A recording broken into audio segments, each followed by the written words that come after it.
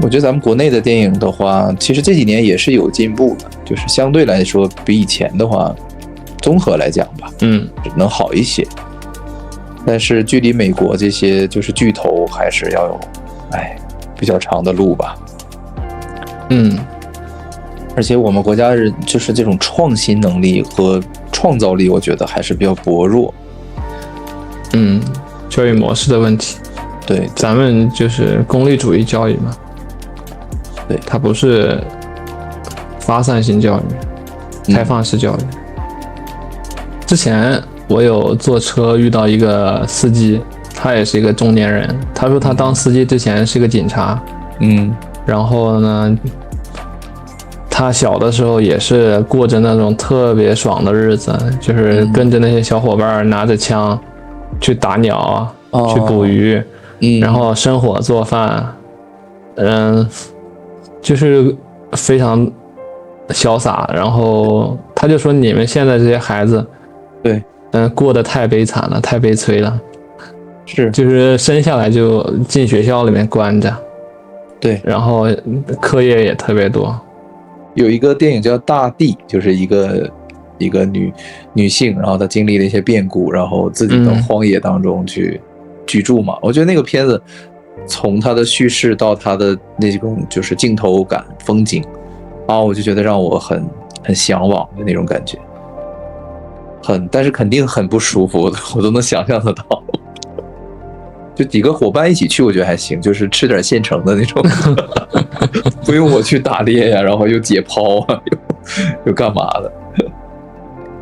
的。你觉得韩国就是他们的文化，你怎么感觉的？就是电影艺术最底层的韩国人和最底层的中国人，他其实如果从幸福的角度来看的话，就是中国人是要幸福一点的。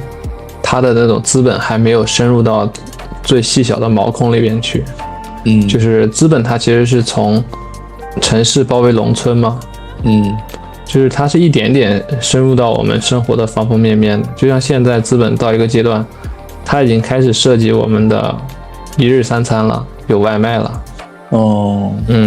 涉及到我们的出行了。以前的话可能就是本地人跑个出租车就行了。就是资本它发展到后期，它的这个手会伸得越来越长，你呼吸一下它可能都要收费。对，是这样。就是欧美或者日韩，他们因为资本领先于我们的发展嘛，所以他们资本对底层人的这种控制还有约束力要比我们强很多。你平时喜欢一个人独处吗？我一个人独处的时间挺多的。我感觉应该是这样。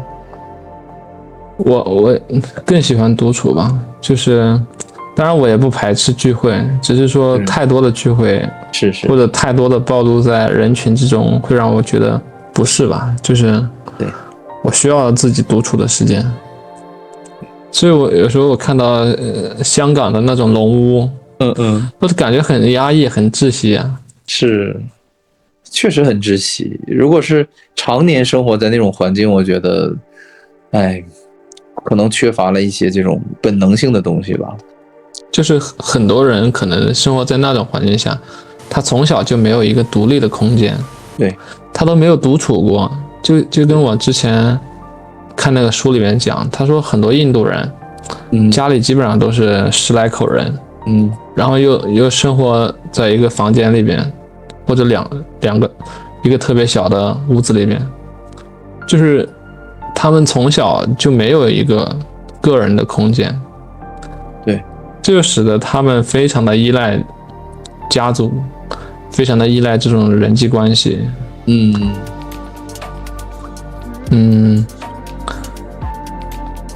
少了很多个体的这种自由，然后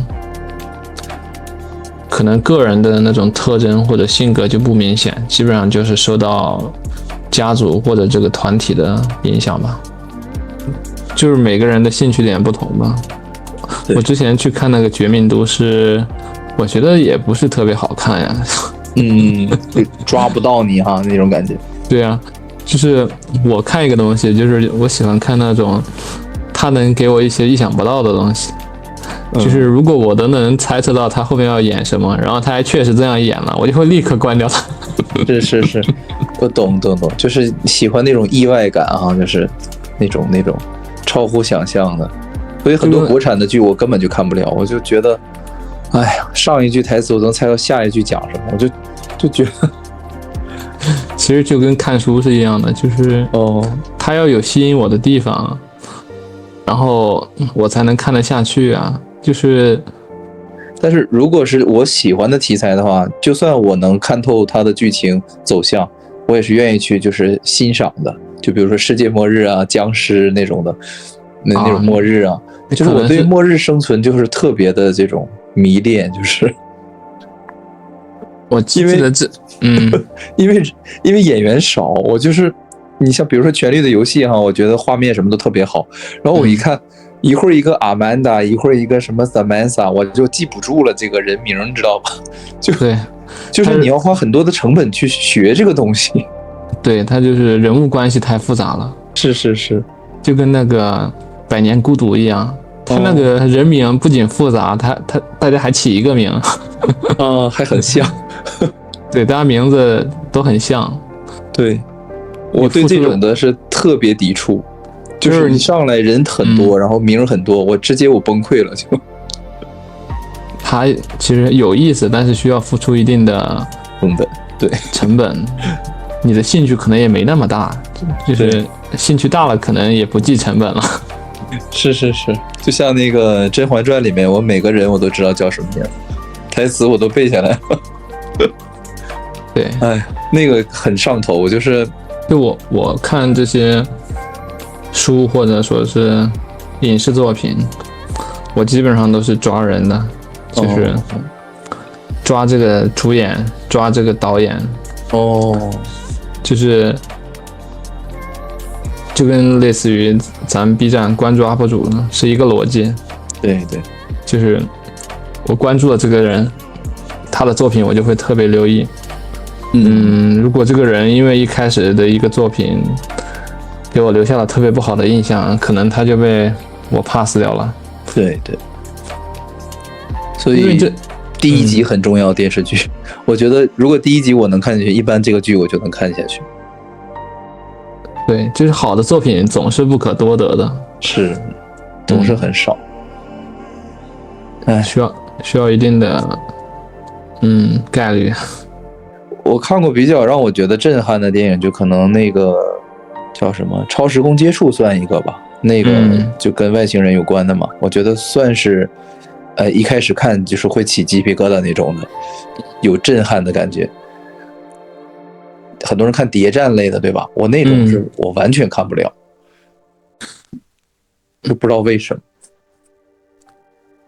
看谍战的话，那可能就是喜欢看那种悬疑的感觉吧，还有那种惊心动魄的感觉。就是当一个间谍，他置身那种很危急的环境当下，其实观看者其实是带入进去去感受的嘛。是，他能感受到这种他体验不到的这种刺激感吧。对，就是那个叫什么看不见的客人啊，那个西班牙电影，确实是，那部可能算是悬疑片吧，让我看完之后会觉得真的还有点小震撼的感觉，就算比较上乘的一个作品吧，可能，在我为数不多的这个观看当中，但我最喜欢看的还是科幻类的，就是那种魔法呀、科幻啊。权力的游戏属于魔法吗？它里面有一些魔法，但是魔法不多，主要是那种中世纪的冷兵器战斗。其实喜欢这种风格画面的人会觉得很爽啊，就看这种片儿，很精致，就是它展示的是一个中世纪的那种权力斗争嘛。就是中世纪的话，很多时候它不像现在吧，有枪械，有热兵器，就很快就能消灭掉对手嘛。对，就是以前的那种刀兵相见的那种感觉，就是他对人性的刻画或者挑战更大吧，我觉得。是。它有9季吧，还是8季？对呀，特别长。那你看进去就很爽嘛，因为你有很多集可以看。但是就是你看，其实你要真看进去了，你就是感觉也有点可惜，就是看一集少一集的那种。哦，你懂吧？就是我懂，因为我看的那种喜欢，比如说盗墓那种的，我很挑，我只喜欢看一些演的那种比较好的演员，然后特效啊、叙述手法也不能太假的。其实盗墓题材特别多，对吧？咱国内的这种，但是我只在重复看一个，就是《精绝古城》那个鬼吹灯系列的，就是，然后就会觉得很短，一共才10几集，然后都看了好几遍了。但是像张雨绮啊、潘粤明他们演的那版，因为他们翻拍的更多嘛，后面好多都拍，但我觉得只能看1遍，就看第1遍可以的，第2遍我就不想再看了就挺可惜的。对。之前还有个那个什么，人民的名义啊，还有那什么狂飙呀，我觉得这些剧都挺不错的，就是特别好的剧我会选。这2个我都没看，但我知道特别火。就是质量特别高的剧，我可能会去看。就是绝大部分的剧，可能就是你看个1、2集你就不想看了。就是我就是什么都会涉略一点，就是目前的话，可能就是看书、听书比较多一些。然后 B 站的话，其实我不是不想看，主要是因为我关注的 UP 主他不更新啊。你关注的都是一些比较有那种内容的，对不对？知识相关的。我关注的 UP 主都是符合我口味的嘛，就是有知识区的 UP 主，也有那些比较有想法的，有那种艺术天分的 UP 主。我觉得也有那种骑行的 UP 主啊，或者就是自然植物一类的 UP 主，还有摄影，好多太多了，感觉就是自己感兴趣的都会关注一些吧。是，我就感觉就我比较也是，剧荒，就感觉很多东西看不进去，然后符合我的，比如说像世界末日之类的那种外星人入侵的，就很少，就翻来覆去看那么，或者像哈利波特这种魔法类的也比较可以。然后你说的那个全游，我倒知道网上就特别多人喜欢，然后都说很精致，但我就一直就没有真正的看进去过。然后就是其实也挺闹心的，就这些很经典，包括他们说什么那种叫什么呢？绝命毒师啊，就是都说特别好看，但我就是有点看不进去，稍微。我觉得看不进去也挺正常的，就是因为它其实受众还是挺明确的，就是就包括像全游，就是我女朋友她也看不进去，就是她甚至听到这个名字都不感兴趣，你懂吧？一听权力2个字就觉得对不感兴趣啊。是，对。还有就是每个人的兴趣点不同吧。我之前去看那个《绝命毒师》，我觉得也不是特别好看呀。抓不到你哈那种感觉。对啊，就是我看一个东西，就是我喜欢看那种他能给我一些意想不到的东西。就是如果我都能猜测到他后面要演什么，然后他还确实这样演了，我就会立刻关掉他。是，我懂，就是喜欢那种意外感哈，就是那种超乎想象的，确实。所以很多国产的剧我根本就看不了，我就觉得，上一句台词我能猜到下一句讲什么，我就觉得，其实就跟看书是一样的，就是它要有吸引我的地方，然后我才能看得下去啊。就是如果我看1、2集，我就知道他要讲什么了，他吸引不了我，那我没必要看，对不对？是。但是如果是我喜欢的题材的话，就算我能看透它的剧情走向，我也是愿意去就是欣赏的。就比如说世界末日啊、僵尸那种的，那种末日啊，就是我对末日生存就是特别的这种迷恋，就是我记得这，因为演员少，我就是你像比如说《权力的游戏》哈，我觉得画面什么都特别好，然后我一看。一会儿一个阿曼达，一会儿一个什么 Samantha， 我就记不住了这个人名，你知道吧？就是你要花很多的成本去学这个东西。对，他就是人物关系太复杂了。是，就跟那个《百年孤独》一样，他那个人名不仅复杂，大家还起一个名，还很像。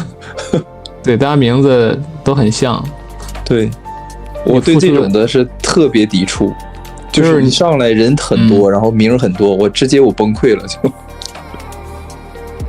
其实这种就是它其实有意思，但是需要付出一定的成本。对，成本，可能你觉得它的成本太高了，不值得你付出。就是对你的兴趣可能也没那么大，就是兴趣大了，可能也不计成本了。是，就像那个《甄嬛传》里面，我每个人我都知道叫什么名。台词我都背下来了。对，哎，那个很上头，就是哎，我那个一旦看进去之后，你就会觉得真的就就很抓你，就是它的那个剧情吧，就是很有意思。然后但是其他的古装剧，包括他们就是这种同一个导演的，我都看不进去，就是差很多，就觉得。就我看这些书或者说是影视作品，我基本上都是抓人的，就是抓这个主演，抓这个导演，就是就跟类似于咱们 B 站关注 UP 主呢是一个逻辑。对，就是我关注了这个人，他的作品我就会特别留意。如果这个人因为一开始的一个作品给我留下了特别不好的印象，可能他就被我 pass 掉了。对，所以第一集很重要。电视剧，我觉得如果第一集我能看进去，一般这个剧我就能看下去。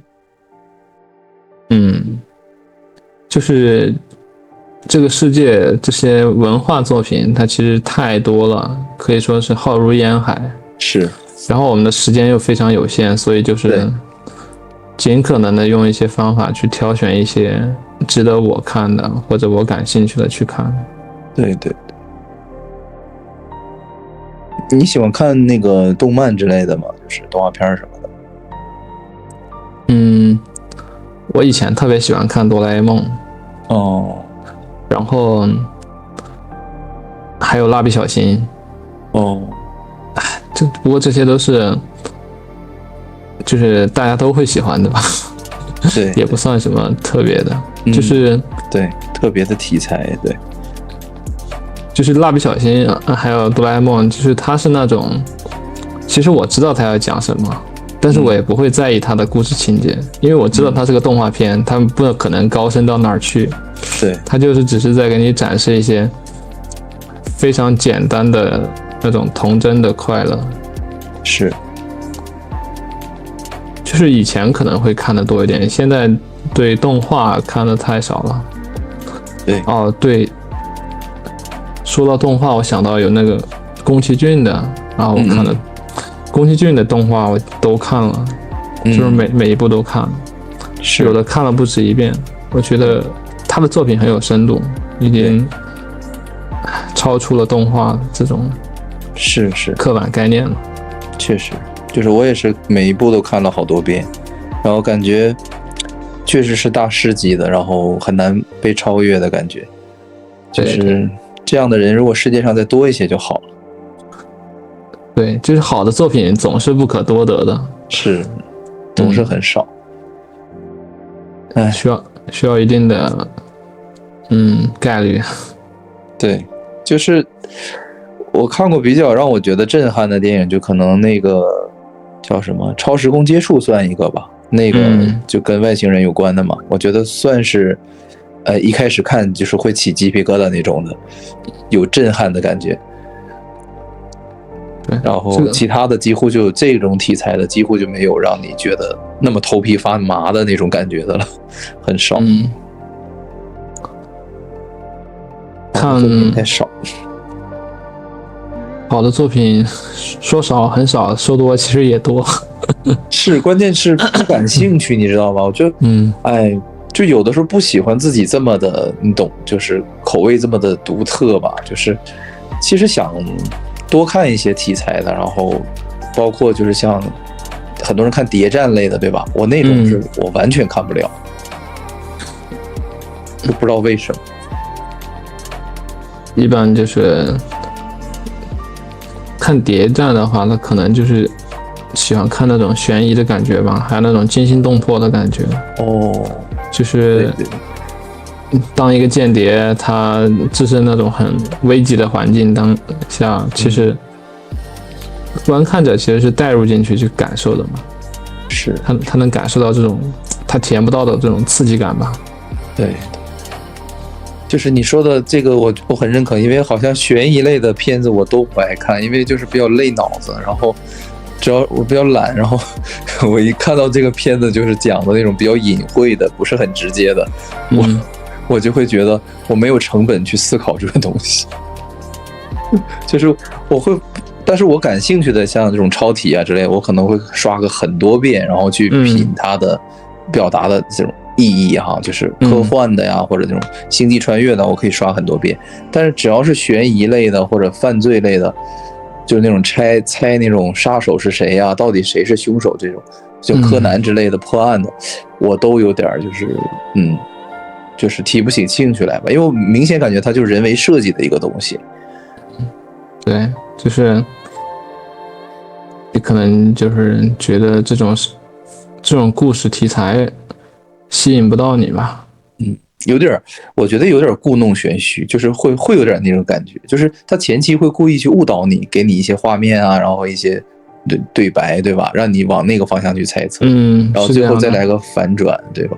对，反转的越多，它好像就是那个套路感，对，是，但是那个就是那个叫什么看不见的客人啊，那个西班牙电影，确实是，那部可能算是悬疑片吧，让我看完之后会觉得真的还有点小震撼的感觉，就算比较上乘的一个作品吧，可能，在我为数不多的这个观看当中，但我最喜欢看的还是科幻类的，就是那种魔法呀、科幻啊。权力的游戏属于魔法吗？里面有魔法，就是它里面有一些魔法，但是魔法不多，主要是那种中世纪的冷兵器战斗。其实喜欢这种风格画面的人会觉得很爽啊，就看这种片儿，很精致，就是它展示的是一个中世纪的那种权力斗争嘛。就是中世纪的话，很多时候它不像现在吧，有枪械有热兵器，就很快就能消灭掉对手嘛。对，就是以前的那种刀尖，就是刀兵相见的那种感觉，就是它对人性的刻画或者挑战更大吧，我觉得。是，可以描绘的东西更多一些，就是。行，我找个机会我看一看，因为这个片子确实是，就是感觉太有名了，就是而且很多网友这种留言就会说他的这个地位吧，包括什么的，就是很夸张的感觉。我真觉得他太好看了，就是找不到一个比全游更好的作品了，就是在电视剧里边啊，我的口味是这样的，是。主要它特别长，它好多季，对不对？就很多集。它有9季吧，还是8季？对呀，特别长。那你看进去就很爽嘛，因为你有很多集可以看。但是就是你看，其实你要真看进去了，你就是感觉也有点可惜，就是看一集少一集的那种。你懂吧？就是我懂，因为我看的那种喜欢，比如说盗墓那种的，我很挑，我只喜欢看一些演的那种比较好的演员，然后特效啊、叙述手法也不能太假的。其实盗墓题材特别多，对吧？咱国内的这种，但是我只在重复看一个，就是精绝古城那个鬼吹灯系列的，就是，然后就会觉得很短，一共才10几集，然后就看了好几遍。但是像张雨绮啊、潘粤明他们演的那版，因为他们翻拍的更多嘛，后面好多都拍，但我觉得只能看一遍，就看第一遍可以的，第二遍我就不想再看了就挺可惜的。对，这个题材，因为我以前听这个小说，我就觉得哎，真的，其实挺好的，就是变成个电视剧版，对吧？但是可能导演的这种审美会有一些差距，然后搞得很夸张或者很假的时候，你就会觉得有点就是出戏了，就会觉得，尤其咱国内那个特效，你懂的，5毛钱特效。咱们国内是重特效轻内涵，是，主要是导演的水平还是差得太远了，确实，审美啊各方面都是，一言难尽呢。不过这也是大环境造就的，是。咱们这个文化审核太严格了。是。说到美国，我觉得他们的文化就是真挺不错的，就是很多的艺术作品吧，就是电影啊、电视剧啊。文学我了解的不多啊，你们可能读的多一些。我觉得就是经济越发达嘛，它的这种上层建筑肯定也就越精彩嘛。不过像欧美的很多文化作品，其实特别是那种商业片儿，其实也是一种就是垃圾吧，我觉得就是快餐有好的东西，但是也有大量的垃圾。是，只能就是你看一遍，然后就感觉那么回事，然后不可能再看第二遍。对，是的。这些大电影公司的，我觉得就是有一些特定的电影公司，我觉得还好一些，就相对来讲不至于那么的就是快餐。然后有一些可能就像环球啊，它可能就什么片都有，就是因为特别大嘛，这公司就是每年的这个量就比较大。但是我觉得像新线啊这种的，就是他出品的感觉，普遍来讲还算可以。就是还有一些我想不起来名了，就是一些就是不是说特别那种的，包括就是像派拉蒙这种的，我觉得就是至少制作的这种成本还是可以的。动作片什么的。对，就是其实我想想也蛮不可思议的，就是他们做一个电影或者电视剧，耗资动辄就是几十亿真的我也理解不了。我觉得真的很难想象啊，就是对，真的很难想象，哇，那么多的钱，然后对吧？就只为了拍一部那么1个多小时、2个小时的一个影片而已。对，就是这也就是侧面说明了，就是人类的经济发展到一定程度了。是，可以如此的奢侈啊，就是我觉得咱们国内的电影的话，其实这几年也是有进步的，就是相对来说比以前的话，综合来讲吧，能好一些。但是距离美国这些就是巨头还是要有比较长的路吧。毕竟咱们也才发展起来没几年嘛。对，而且我们国家人就是这种创新能力和创造力，我觉得还是比较薄弱。主要也是一个教育模式的问题。对，咱们就是功利主义教育嘛。对，它不是发散性教育，开放式教育。你觉得韩国就是他们的文化，你怎么感觉的？就是电影啊、艺术啊？我觉得韩国的那些电影我看的很少，但是我看的那几个就是豆瓣评分比较高的电影，我觉得拍得很好，但是题材太局限了，就题材基本上都是局限在社会的负面，就是跟财阀相关的，是，要么就是跟政府相关的。对对，我同意你说的，就是他们好像翻来覆去就那几种题材啊，就是他们的题材基本上都是在批斗这些上层，批斗这些财团，对，财阀。然后我觉得财阀这个词就是从韩国电影那边来的，对，是不是财阀？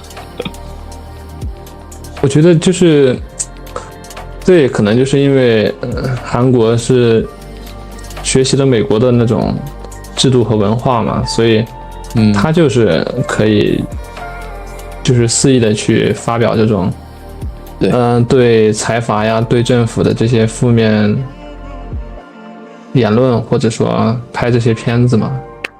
对，他们好像真的没什么那种束缚，就是限制。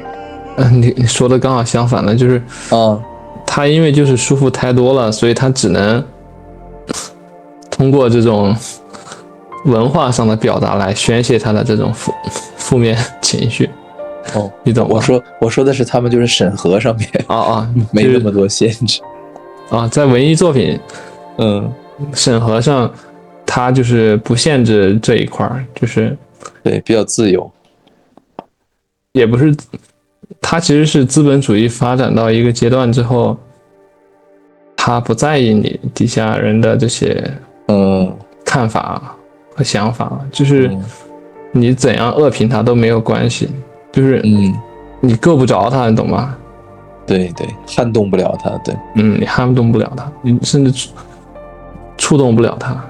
是，就是接受，对，有时候看韩国那种就是就业啊，然后那种压力啊，那种包括职场的那种你懂的那种 PUA 啊，那种哎呀，就是说压榨新人吧之类的，我就觉得就是显得我们的社会还算比较和谐啊。对，他们渲染的特别夸张，我觉得。现在欧美、韩国、日本就是这样的，他们底层的状态是比中国的底层人要惨很多的。就是他的上层比咱们的上层要好很多，但是他们的底层也比咱们的底层要差很多。就是最底层的韩国人和最底层的中国人，他其实就是如果从幸福的角度来看的话，就是中国人是要幸福一点的。就是中国人的幸福是因为他的那种资本还没有深入到最细小的毛孔里边去。就是资本它其实是从城市包围农村嘛。就是它是一点点深入到我们生活的方方面面，就像现在资本到一个阶段，它已经开始涉及我们的一日三餐了，有外卖了，涉及到我们的出行了。以前的话可能就是本地人跑个出租车就行了。就是资本它发展到后期，它的这个手会伸得越来越长，最后是可能就会你呼吸一下，它可能都要收费。对，是这样的。就是欧美或者日韩，他们因为资本领先于我们的发展嘛，所以他们资本对底层人的这种控制还有约束力要比我们强很多。就是我们底层人可能说我回老家种个田吧。对，就再不济我可以回老家种田，或者说是就是躺平，或者说是就是过得潇洒一点嘛。在日韩的话，你想这样做很难。对，就是因为它社会已经就是已经把那些就是自然空间基本上都给挤占光了。你很难再回到自给自足或者说是个人生活的那种小的层面了。你可能脱离，会让你去依赖它，就是非常的严重，对，它已经非常的依赖了，可能你脱离了它，你就活不下去了，而且是不是成本会很高？就跟人一样嘛，就是你越依赖一个东西，你就越难跟它割舍了。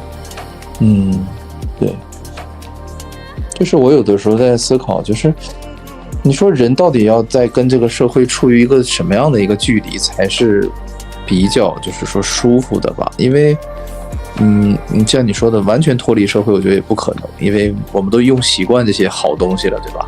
这些方便的东西，人一旦想，就像我以前关注那个一个蒙古的，他说人一旦享受了方便，他是牧民嘛，就回不去了。他说，对，就像牧民以前可能骑马，现在都骑摩托车了。是，就是他一旦享受了这种便利，他就自觉的就会屏蔽掉之前那些比较原始的东西。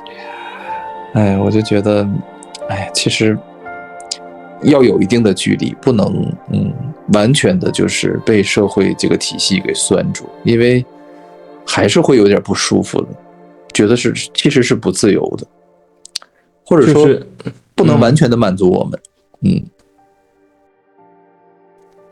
其实就是好的距离，就是你想进去就进去，想出来就出来嘛。但是对，但是这样做，它其实你需要付出很大的努力。就比如像你说的，你平时不运动嘛，那你就要保持这个锻炼呀。对，你已经习惯了这个买菜了，那你还要去学习如何种菜啊。是，就是也是有成本的啊，就是这个自由啊，自由的成本是蛮高的。蛮高，对，就没有成本的嘛。我就觉得有的时候想晒晒太阳就能活着多好，就是。其实我有时候也想当一棵树，就是一棵树它就立在那儿，啥也不干，它也活着。对，而且它也能看到周围的一切，因为运动是相对的嘛。对，就跟咱人一样，咱虽然每天跑来跑去，但其实如果从相对的角度来看，我们相对自己其实也没有运动嘛。是，我们的视角没有运动，就像一个显示器一样。是这样的，其实做一棵树的话，外界它其实在动嘛，跟咱们跑动其实是一样的。对，就是至少一年四季的变化它是动态的。对，就是人因为有了这个主动性嘛，他有了这种可以自由活动的这种自由嘛，他承担的东西就比这棵树要多太多了。对，确实是这样。所以我有的时候就是像煮个什么海鲜呐、河蟹的，我就感觉其实他们其实活的是没有什么烦恼的，但是他们也没有我们的权利嘛，就像我们凌驾一切的权利嘛，就是生命随时可以被剥夺掉，但是他们一直是被喂养长大的，对吧？他们也没有工作，也没有辛苦，也不用起早贪黑的去学习啊，去上班。这就是他们懒惰的代价。我觉得就是他们的选择比我们要少很多。是，几乎没有选择。他能选择的可能就是在没被捕捞之前，他选择在这儿待着还是在那儿待着。对，这个地方可能还非常小，只是在他那个池塘里边。是，所以还是当人好，辛苦一点也接受了。因为人真的就像你说凌驾一切嘛，我就觉得在一些比较要紧的事情上，我们还是有权利的，对吧？就是即使你再不喜欢这个社会，这个社会也没有把你绑在这里，让你在这儿干嘛嘛？你也可以去深山老林里啊，你盖个木头房，搭个帐篷。而且现在深山老林里面，你要自己搭个房子，也没人跟你争。你要像以前的话，你在那儿搭房子，人家也不让你搭呀。就是城市其实把很多人集中了起来，有大量的这种空地，还有森林，都是没有人烟的。那像以前农牧时代，那可能这些空地，这些没有人烟的地方，其实都是各个势力在占据着的。对，都是资产，对，都是资产，就是你是没办法去干你想干的事儿的。是，所以我的目标就是我以后一定要找到自己的一片空地，就是有自己的一方净土吧。找一个深山老林，然后有一个自己的空间，就是哪管就可以待上2天，我觉得也行。就给自己放空一下嘛，换一种生活环境。因为之前我们就藿香他就说在野外就是这种露营嘛，生存嘛，生活游玩，我就觉得哎呦真的是挺长见识的，就觉得还可以这么去玩，还可以这么去对吧？在草地上去睡觉，我就觉得这个都不敢想象的。他们直接在河边就开始睡了。我就觉得这简直就像神仙一样，就太自由了，而且真有胆量。我要是看见那个蛇，我都估计我就不行了，就赶紧回家。对，需要有一定的知识储备的，就是你得知道这是安全的，是危险的，就是不了解还是不要轻易尝试。就是你尝试之前，就是你可以最好有个过渡嘛，比如说你先搭个帐篷。当你搭帐篷对这块地儿已经足够了解了，你知道这附近没有什么野兽，晚上也没什么毒虫，那你也可以不搭帐篷，直接裸睡。我觉得它这个胆量一定非常大，因为都不用毒虫，就普通的虫子，我觉得爬身上都已经受不了了。这个真的是要有胆量的。它这个也不是就是一下就达到那种状态的，他们也是就是从小接触的多嘛，然后你可能如果从小就从城市里边生活的话，可能你就离那种生活太遥远了。是因为我爸他们就是小的时候在农村，他就跟我说过，他在一个就是像河围成的一个小岸那样一个地方，大约生活了1年左右吧。然后他说就是非常的自在逍遥，每天就是打鱼，然后吃鱼，然后那个鱼就是打不尽，就特别多。那个时候很少有人打，然后鱼特别肥，特别好吃。然后他就每次回忆起人生的这一段经历，他就觉得可能就是一个最快乐的一个时光，就是真的是无忧无虑，然后野外生活吧。就他也是那种野外生活的那种人，喜欢那种东西的。之前我有坐车遇到一个司机，他也是一个中年人，他说他当司机之前是个警察，然后呢，他小的时候也是过着那种特别爽的日子，就是跟着那些小伙伴拿着枪去打鸟，去捕鱼，然后生火做饭，就是非常潇洒。然后他就说你们现在这些孩子，过得太悲惨了，太悲催了，就是生下来就进学校里面关着，然后课业也特别多，是这样的，就是少了很多乐趣，就是没有那种亲身的体会。对，就是时代在变吧。我懂。城市里其实我觉得还是不够完美，就是肯定是缺乏空间的。因为我感觉我自身就不是说特别喜欢人多的地方，就是我出门我不喜欢看到有人，或者别人看到我是有这种感觉的。然后比较喜欢有那种隐私啊，或者是独立的空间。然后所以说在城市当中我是有一种压抑感，就是要一直束缚着自己，不能说很自由自在吧，这种感觉。包括在家里都是，哎呀，就是声音啊各方面不敢放个音乐，看个电影都要小点声，这种怕扰民。所以我一直很向往那种比较，为什么说末日嘛，就是没有人的那种世界，一个人生存。对，或者就几个人一个小团体也可以。觉得不只是你一个人这么感觉的，我觉得绝大部分人都有这种感觉吧，就是人就是人只要处在他人的凝视之下或者视野之中，你就会感觉到不自在嘛。对，就是不会有谁就是天生的就是喜欢被很多人围观，然后跟很多人挤在一块儿。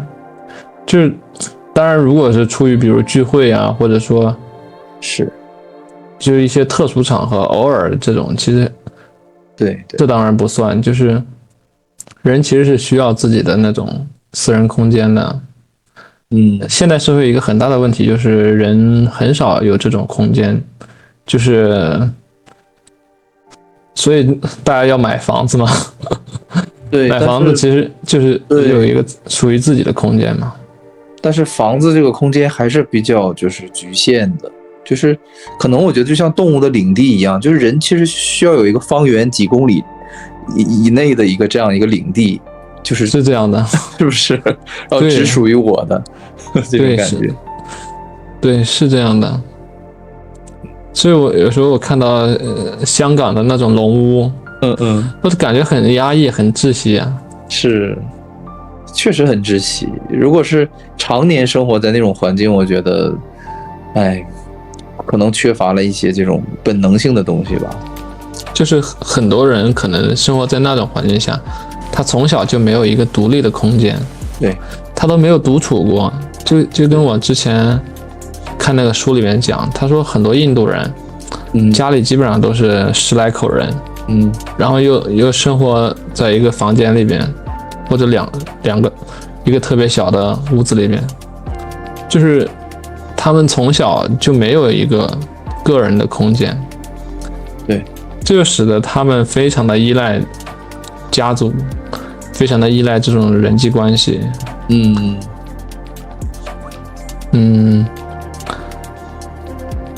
少了很多个体的这种自由，然后可能个人的那种特征或者性格就不明显，基本上就是受到家族或者这个团体的影响吧。对，所以我可能就是在一些电影当中去寻找这种一个人的那种孤寂感啊，或者说安宁感，然后就是现实生活中得不到的，然后就想通过电影去投射，去找到那种那种感觉。就是一旦是看到这个题材是一个人生活在小木屋啊的一些故事的，就会特别吸引我。对，有一个电影叫《大地》，就是一个女性，然后她经历了一些变故，然后自己到荒野当中去居住嘛。我觉得那个片子从它的叙事到它的那种就是镜头感、风景我就觉得让我很向往的那种感觉。但是肯定很不舒服的，我都能想象得到，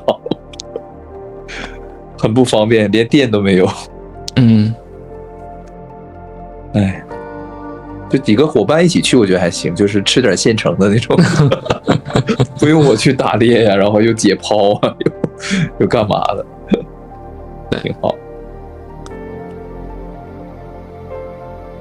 你平时喜欢一个人独处吗？我一个人独处的时间挺多的。我感觉应该是这样的。我更喜欢独处吧，就是当然我也不排斥聚会，只是说太多的聚会是或者太多的暴露在人群之中，会让我觉得对，就是不是吧，就是对，我需要自己独处的时间。对，我现在感觉也是这样的。又要到点儿了这么快啊？对呀，我还感觉就闲聊了2句，40分钟就没了。